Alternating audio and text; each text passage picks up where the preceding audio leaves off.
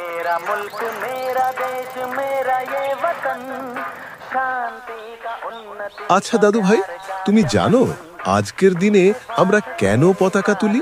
কেন দাদু? কারণ এই দিনেই আমাদের দেশ সংবিধানের মাধ্যমে নিজের অধিকার প্রতিষ্ঠা করেছিল। বাহ দাদু, এটা তো সত্যিই অসাধারণ।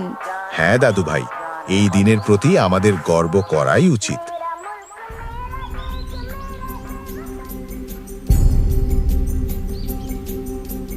जनगण मन अधिनायक जय हे भारत भाग्य विधाता।